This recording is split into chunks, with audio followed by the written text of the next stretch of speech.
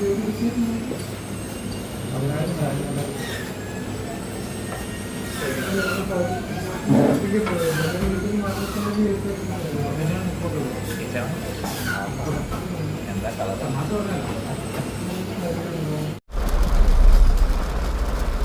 അടിപൊളി മഴയാണല്ലോ. കാത്തിരുന്ന് നമ്മുടെ തൊടുപുഴയ്ക്ക് മഴ കിട്ടി കാണുമോ?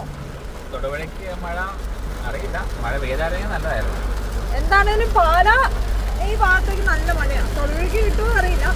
ഇതൊന്ന് നടത്താനേ ഇന്ന് ഞാൻ വണ്ടി കഴുകി കുട്ടപ്പനാക്കിയതായിരുന്നു. ഓഹോ, അതൊക്കെ വല്ല കാലത്ത് നടക്കുന്ന സംഭവം. അതാ ഇങ്ങനെ മഴ പെയ്യുന്നത്. എന്നാലും വേണ്ടില്ല, വണ്ടി ഒന്നുകൂടെ കഴിയാനും വേണ്ടില്ല, മഴ പെയ്താൽ മതി. എന്നെ ചൂടാലേ, പുഴുങ്ങുമായിരുന്നു. എന്റെ അമ്മ ചേച്ചാണി, നീ കുറച്ച് മറ്റേ എന്നാ സമയമായിരുന്നു വീണ്ടും മറന്നു ചെയ്യാൻ. ആ, ബൊമ്മക്കുട്ടിയാണെന്നുണ്ടോ? ബൊമ്മക്കുട്ടി മധുരം ഷെയ്ക്ക് ചോക്ലേറ്റ് ഒക്കെ കുറച്ച് കൂടുന്നുണ്ട്. അവള് പിന്നെ ഗർഭിണി, ഞാൻ പിന്നെ കുട്ടിയുടെ അപ്പൻ.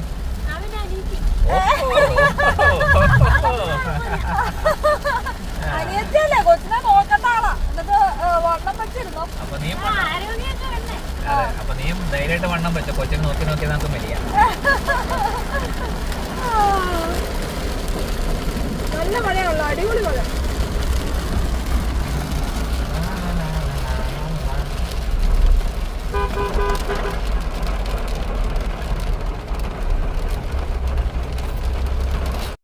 അയ്യേ, ആ മഴ നമ്മളെ പറ്റിച്ചു കേട്ടോ.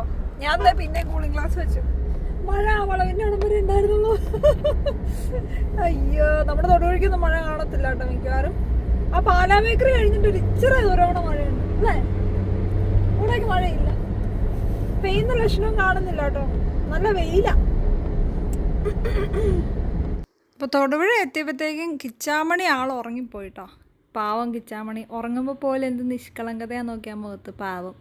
ഞാൻ വീഡിയോ എടുക്കുന്നത് അറിയുന്ന പോലെ അറിഞ്ഞ് വീഡിയോ എടുക്കുന്നുണ്ടെന്ന് അറിഞ്ഞപ്പോൾ ആൾക്ക് ഭയങ്കര ചമ്മലായിപ്പോയിട്ടോ. എന്താണെങ്കിൽ നമ്മൾ തൊടുപുഴ എത്തി. തൊടുപുഴ നല്ല വെയിലാണ് മക്കളെ, മഴയൊന്നുമില്ല.